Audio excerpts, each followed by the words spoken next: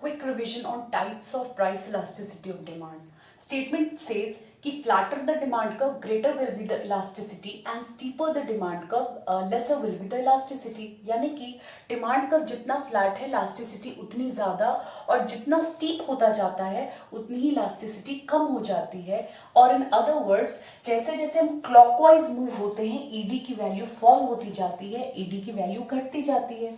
Clear है? तो यहाँ पे कर्व जब हॉरिजॉन्टल है तो ईडी की वैल्यू क्या हो गई? इनफाइनाइट. क्यों? क्योंकि प्राइस में स्लाइड चेंज होने की वजह से भी डिमांड में इनफाइनाइट चेंज आता है और कर्व जो हमारा क्रिएट होता है वो हॉरिजॉन्टल या फिर पैरेलल टू एक्स एक्सिस होता है. क्लियर है? Thereafter, next case is more than unit elastic और relatively elastic demand, जिसकी केस में प्राइस के कंपैरिजन में डिमांड में ज्यादा चेंज आती है तो ऑब्वियस सी बात है ईडी की वैल्यू मोर देन 1 हो जाएगी और इस कर्व को हम फ्लैटर डिमांड कर्व कहते हैं.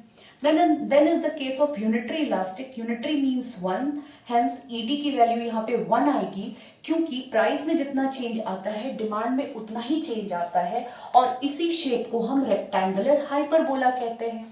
Next will be less than unit elastic और रिलेटिवली इनइलास्टिक डिमांड, जहां पे प्राइस में ज्यादा चेंज और क्वांटिटी में कम चेंज आता है जिसकी वजह से ईडी की वैल्यू लेस देन 1 आती है और इस स्लोप को हम स्टीपर डिमांड कर्व कहते हैं.